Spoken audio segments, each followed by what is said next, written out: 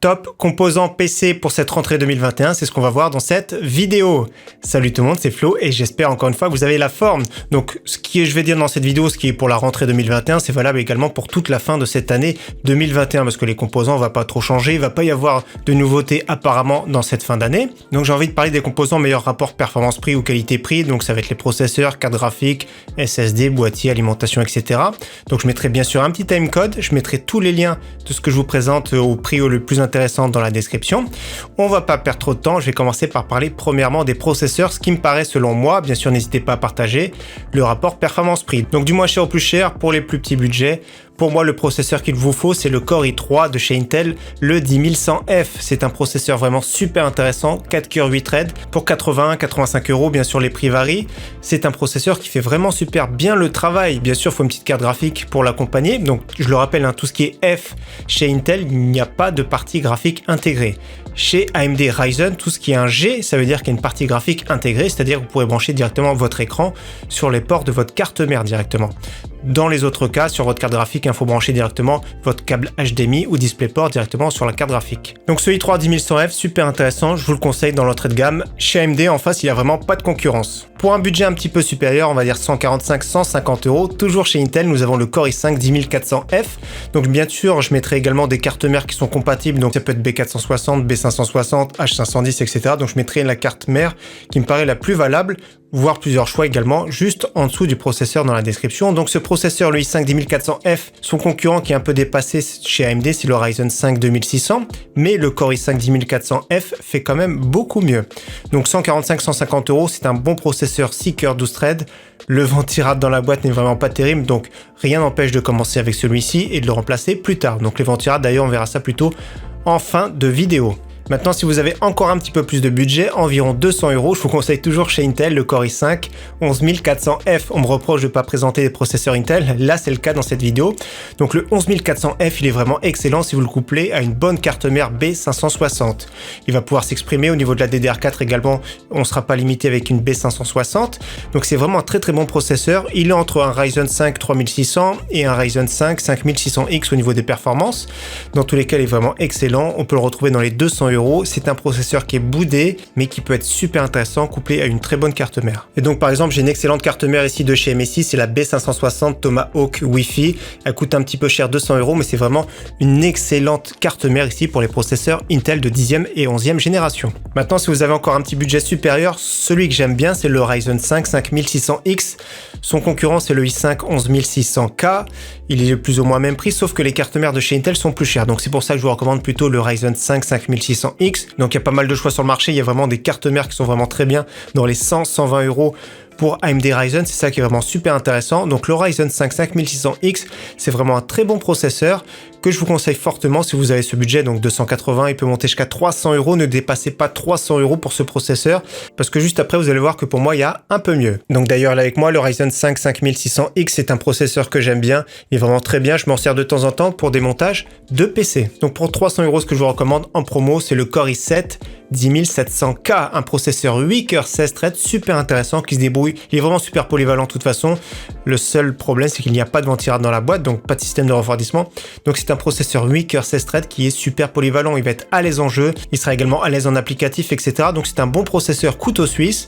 C'est un processeur qui est boudé, on peut mettre une carte mère sans problème Z490, on peut mettre même une B560 sans souci, ça peut aller vraiment très très bien avec ce processeur. Et pour finir sur les processeurs, celui qui a vraiment un très gros budget, je vous conseille le Ryzen 9 5900X. On le retrouve environ 550 €, processeur 12 cœurs 24 threads. Pareil en applicatif, il sera top. Pareil en jeu, il sera vraiment excellent. Donc c'est un bon processeur. Donc 550 €, ça coûte cher. Si vous êtes uniquement un gamer, je vais vous le déconseiller. Ce processeur, je vous conseillerais plutôt un Ryzen 5 5600X. Donc si vous faites pas mal d'applicatifs, si vous avez besoin d'un bon processeur, le Ryzen 9 5900X est vraiment au top. Dans mon PC, je regrette un petit peu, entre guillemets, c'est le Ryzen 7 5800X. Je regrette, je l'ai payé un petit peu cher, presque 500 €. À ce prix-là, j'aurais pu avoir un Ryzen 9, donc je me suis un peu précipité. Dans tous les cas, il est vraiment très bien. Il est légèrement supérieur, par exemple, au Core i7 10700K. Donc ça reste un bon processeur, mais il chauffe un petit peu parce que la conception interne des AMD Ryzen sont un peu particulières. Dans tous les cas, ce sont les 6 processeurs pour moi qui sont les plus valables au niveau rapport performance-prix. Juste une précision pour finir la section processeur, c'est que je vous recommande maintenant le minimum Si vous pouvez vous le permettre, c'est 16 Go en DDR4, un minimum 3000, 3200.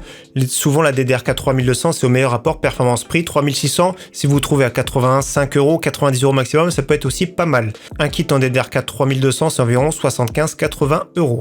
Donc maintenant, on va passer à la section ici, carte graphique, avec la petite dernière que j'ai achetée. Je vous la présenterai tout à l'heure. Regardez, une modèle Sapphire. J'en dis pas plus, je vais y revenir tout de suite après. Donc concernant les cartes graphiques, comme vous savez, cette année 2021, c'est vraiment très compliqué pour avoir des stocks, pour avoir des prix convenables. C'est une année qui est foutue, une année mort, on va dire, pour les cartes graphiques. Dans tous les cas, celui qui veut à tout prix en neuf une carte graphique, de toute façon l'occasion, c'est presque le même prix du neuf actuellement. Donc je vous conseille plutôt d'acheter du neuf. Donc c'est très difficile de trouver des cartes graphiques. En entrée de gamme, on peut trouver des GTX 1050 Ti, voire 1650 pour 200-250 €. Je sais c'est trop cher, mais c'est le minimum que je vais vous recommander pour jouer en 1080p dans des conditions correctes. Au-dessus, si vous avez un peu plus de budget, on retrouve des GTX 1660, 1660 Ti, 1660 Super, mais c'est vraiment très cher, 400 €. Je vous conseille pas particulièrement. Si par chance vous trouvez une RTX 2060 dans les 400-450 €, pourquoi pas. Autrement, mes préférences dans le milieu de gamme, ça va être pour environ 500 €, c'est un petit peu cher certes, les RX 6600 XT comme celle-ci, donc modèle Sapphire que j'avais acheté 489 € que j'ai pas encore testé, donc je vais tester prochainement dans un PC. Et également, si vous trouvez des RTX 3060 dans les 500 €, ça peut valoir le coup. Je sais que ce type de carte graphique aurait été plutôt dans les 300 €, mais en ce moment, c'est une période compliquée comme vous savez, donc ce sont des cartes graphiques qui sont bien pour jouer en 1080p dans de très bonnes conditions, voire 1440p qualité moyen élevé. Donc ce sont des bonnes cartes graphiques en soi, mais on aimerait bien les trouver ici plutôt dans les 300 €. Au niveau des cartes graphiques que je vous déconseille qui sont trop chères en ce moment, c'est les RTX 3060 Ti qu'on retrouve dans les 700 €. À la sortie, j'avais acheté une MSI Ventus à 550 €, déjà c'était cher, mais la 700 €, je vous le déconseille fortement. Pour 700 €, des fois il y a des prix corrects sur les RTX 3070 dans les 700-750 €, voire les RX 6700 XT. Si par contre vous avez plus de budget, au-delà, faites-vous plaisir, il y a quand même pas mal de produits en stock maintenant. On passe maintenant à la section stockage. Au niveau stockage, maintenant ce que je vous recommande en 2021, c'est du SSD NVMe. Donc je vais vous donner en entrée de gamme, en milieu de gamme et en haut de gamme. Donc deux SSD qu'on retrouve régulièrement à bon prix en entrée de gamme, c'est le Western Digital Blue, souvent à très bon prix, et les Crucial P1. Donc en gros 500 Go ça va être plus ou moins 50 € et 1 Tera ça va être plus ou moins 85 €. Donc c'est pas mal, hein, un petit SSD NVMe, il n'y a pas de câble à traîner dans le boîtier, c'est ça que j'apprécie tout particulièrement. Toutes les cartes mères actuellement sont compatibles NVMe de toute façon. En milieu de gamme, il y a deux SSD qui sont pas mal, c'est le Samsung 980 qui est vraiment super intéressant.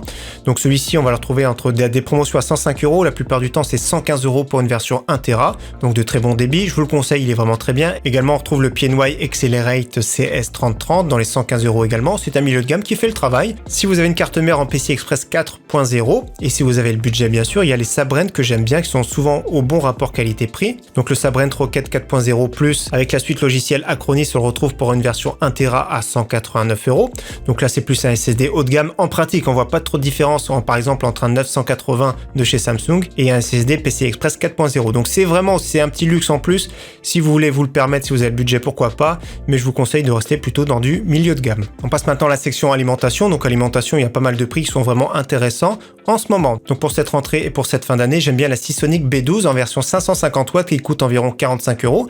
Je trouve que c'est une alimentation intéressante. Elle est tier B, donc c'est pas la top des alimentations certes, mais elle est quand même super intéressante pour son prix. Donc 550 watts, c'est quand même pas mal de configurations. Donc par exemple une configuration avec un Ryzen 5 et avec une 6600 XT, ça consomme 250 watts. Donc d'ailleurs celle-ci elle consomme pas beaucoup, c'est super intéressant. Les RTX 3060 consomment un peu plus. Dans tous les cas, comme vous avez vu, 550 watts pour une configuration milieu de gamme, c'est vraiment intéressant. Au niveau des alimentations également qui sont super intéressantes en ce moment, c'est les MSI en tier A. Donc très intéressant, la gamme AGF, donc 650, 750, 850 watts. Donc garantie 10 ans, 80 plus gold, full modulaire, c'est vraiment des alimentations super intéressantes. Et également ce que j'aime bien, ce sont les NZXT, donc C650 watts ou C750 watts. Donc toujours pareil, 80 plus gold, full modulaire. Au niveau des alimentations SFX, il y en a 3 qui sont vraiment pas mal. Donc c'est vraiment beaucoup plus cher. SFX, pour vous donner une ordre d'idée, c'est ça, SFX. Et SFX-L, c'est un tout petit peu plus épais. Comme par exemple celle-ci, c'est la Coolermaster V750 SFX Gold. Donc c'est une alimentation qui est très intéressante. Dans ces versions 850 watts par exemple, elle coûte environ 140 €. Donc moi j'ai la version 1 de ce modèle, c'est-à-dire que c'est le modèle qui est un peu plus bruyant. Elle a été révisée parce que les ventilateurs se mettaient trop rapidement en route. Donc dans tous les cas, ça reste pour 850 850 watts 80 plus Gold, une alimentation de qualité. Donc pour moins cher, 120 € environ, il y a une version 600 watts de chez Be Quiet qui est intéressante, c'est la SFX-L. Également encore moins cher pour 90 € environ, la Fractal Design Ion SFX 500 watts 80 plus Gold. Donc c'est vraiment bien. Par exemple dans mon boîtier ici qui est juste après, qu'on va y revenir, j'ai pas le choix que de mettre une alimentation SFX ou SFX-L et c'est souvent le cas dans les boîtiers par exemple Mini ITX. Et donc justement transition pour parler des boîtiers. Donc les boîtiers que j'aime bien, il y en a énormément sur le marché, c'est vraiment trop compliqué. Donc ceux qui sont à bon prix dans cette rentrée 2021 voire fin d'année 2021, on va commencer par 3 boîtiers en micro ATX. Donc pour environ 50-55 €, il y a 3 boîtiers que j'aime bien. Donc le Thermaltake S100TG en version white que je trouve vraiment super intéressant, qu'on va voir prochainement dans un montage PC. Le Deepcool Macube 110 en version blanche et en version noire qui coûte environ 50 € également, que je trouve également intéressant et bien fini. Et avec un look beaucoup plus sobre, le Lianli Lancool 205M dans sa robe noire qui est vraiment très jolie et très classe. En version ATX, beaucoup de boîtiers à prix intéressant, notamment en ce moment le Enermax Makashi MK50 qui coûte environ 40 €. N'hésitez pas d'ailleurs à voir mon site internet avec tous les bons plans. Donc dans la section bons plans, il y a quand même pas mal de boîtiers au choix à bon prix.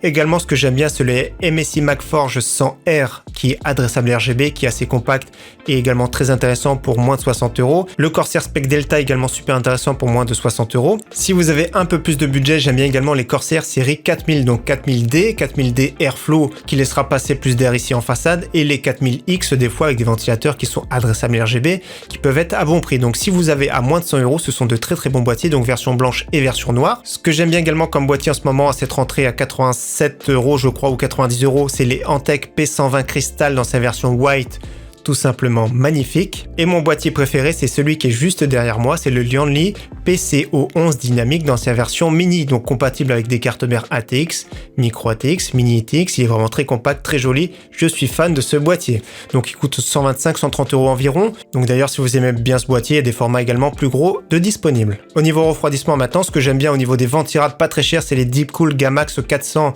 pour 25-30 € suivant les promotions. Donc il y a la version RGB, version full white, super intéressant, très très bon prix. C'est le moins cher que je vous conseille. Pour les gros refroidissements, ce que j'aime bien, c'est l'Arctic Freezer 50, super intéressant, entre 60 et 70 €, donc 60 € sans télécommande. Et donc si vous avez une carte mère compatible pour gérer l'adressable RGB, c'est mieux. Et donc pour 10 € de plus, une version avec télécommande pour piloter le RGB. Donc il est pas très joli, un peu carénage plastique, mais il est vraiment super performant. C'est sûr que les ventilateurs de chez Noctua sont vraiment excellents, mais je les trouve personnellement un peu chers. Au niveau water cooling, pour l'entrée de gamme, ce que j'aime bien, c'est les Cooler Master ML240L en version 2. Donc il existe en version noire et en version blanche pour 65 ou 75 €. Et donc en entrée de gamme également, j'aime bien les Deepcool L240 version 2. Donc version 240 RGB à 65 €, version 360 RGB en promotion à environ 80 €. Ce sont des water cooling d'entrée de gamme super intéressants. Également pour 90 € environ, ce que j'aime bien, c'est le Core Liquid 240R de chez MSI. Super intéressant, j'aime beaucoup ce water cooling, il est vraiment très beau et très performant. Au niveau des water cooling performants également, à moins de 100 € en 240 mm, nous avons les Arctic Freezer 2, donc c'est environ 90 € en adressable RGB avec les toutes dernières versions qu'on va voir prochainement sur la chaîne également. Ils sont assez épais, ils sont vraiment très complets, les ventilateurs qui sont déjà vissés dessus. C'est vraiment un très très bon water cooling performant. Et personnellement dans le haut de gamme, ce que j'aime bien, c'est le Lianli Galahad, donc 240 mm pour 135 € environ, c'est celui que j'ai dans mon PC, et 360 mm comme ici pour environ 170 €, donc top finition, l'aluminium. J'aime bien ici à angle droit, c'est quand même plus joli, la petite pompe magnifique. Ça reste vraiment un très très beau water cooling et relativement performant. Donc voilà pour mon top composant rentrée 2021, j'espère que ça vous aura plu. N'hésitez pas bien sûr à partager ce que vous aimez et bien sûr ce que vous aimez pas. En tout cas, je vous dis à très très bientôt sur ma chaîne. Ciao, bye!